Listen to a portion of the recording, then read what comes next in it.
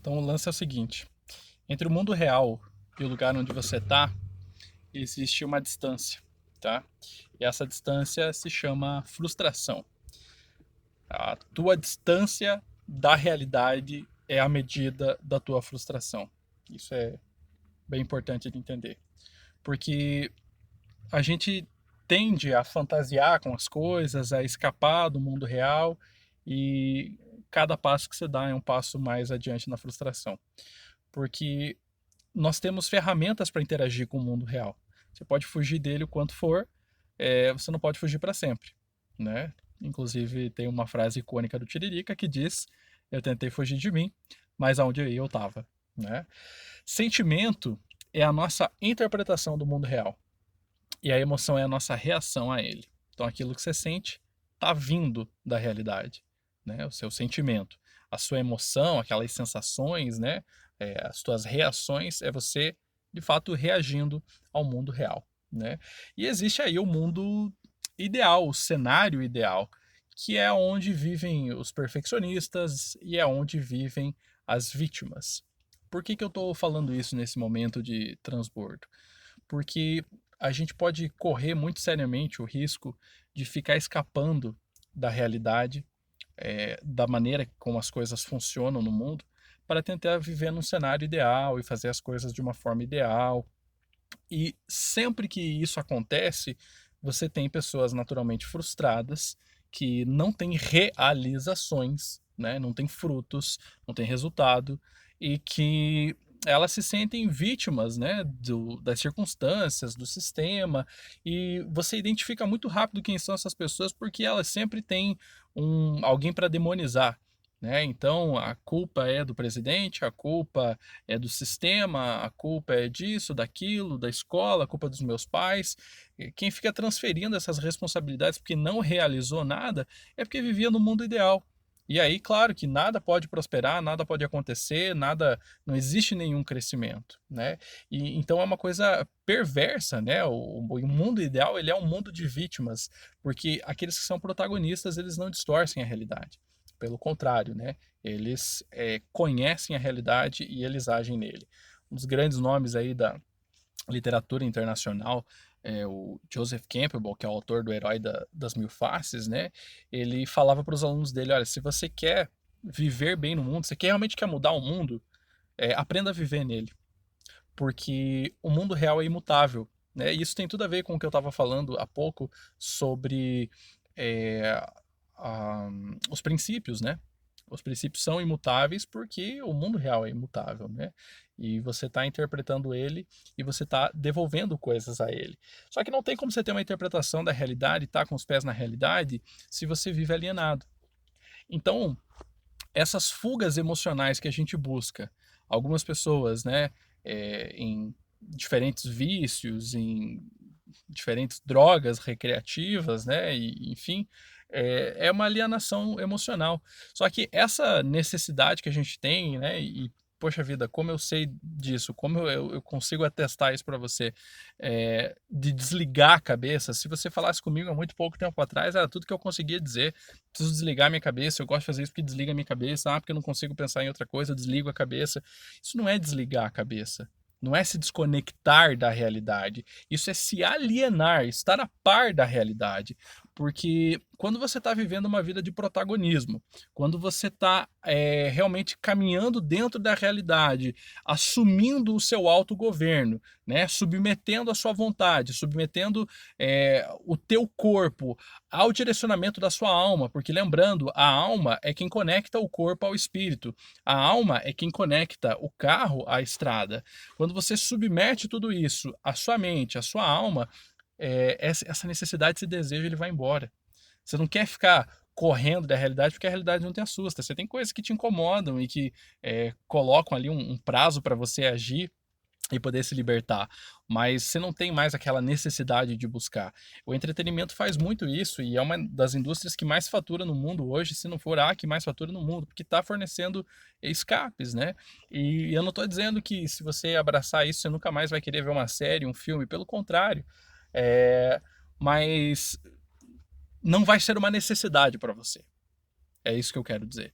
Vai ser uma coisa que você vai fazer para passar tempo, para dar uma risada, para ter um momento de qualidade com alguém que você ama, ou simplesmente assim, porque você está praticando inglês, porque você está vendo alguma referência de alguma coisa. Tudo se torna produtivo. Olha uma coisa que eu não sabia.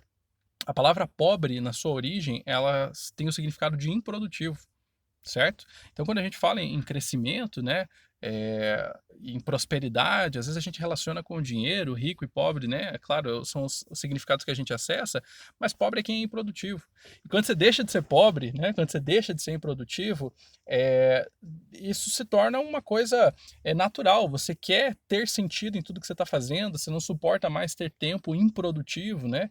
E isso é uma coisa que muitas pessoas querem forçar, só que elas querem forçar no externo, eles querem forçar nos sintomas, querem forçar na aparência do que eles acreditam ser produtivo, né? E na verdade não é, sabe? Eu cada vez mais percebo que quem adora reunião não é produtivo, sabe? Porque é uma reunião para uma reunião, para falar sobre a outra reunião, para marcar outra reunião, e são todas pessoas que estão correndo da ação, porque fica planejando, fica fazendo e as coisas não acontecem, né? Então, abraçar essa ideia de que o real não se mistura ao imaginário, que se você quer ser protagonista, você não pode distorcer e viver no ideal, isso traz a produtividade real, a frutificação real, e com isso vem desbloqueios, vem novas percepções, né? Eu falo para vocês, tinha muita coisa na minha bagagem e que era obesidade mental, e hoje eu digo que era uma obesidade almática também, porque tinha muita coisa que não eram só informações que eu tinha, mas vivências, né, dores que poderiam ser traduzidas, ensinadas a outras pessoas e que eu simplesmente não colocava para exercitar. Porque a alma, não se engane, ela precisa de alimento e exercício da mesma forma que o corpo.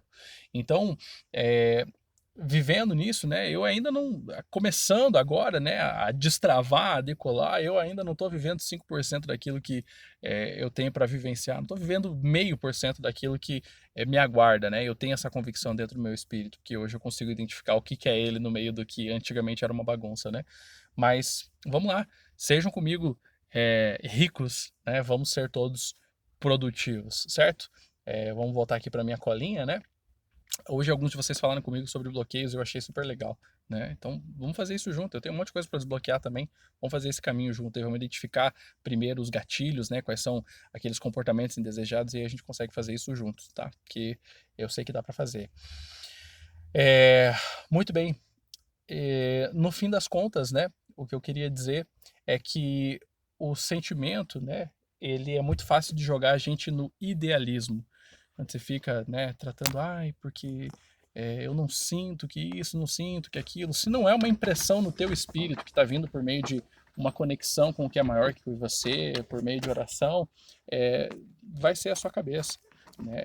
E é terrível porque o idealista, ele é a primeira pessoa que vai querer sacrificar os princípios, porque quanto mais idealista, mais distante do mundo real e mais frustrado. Então é quem começa a afundar nos princípios.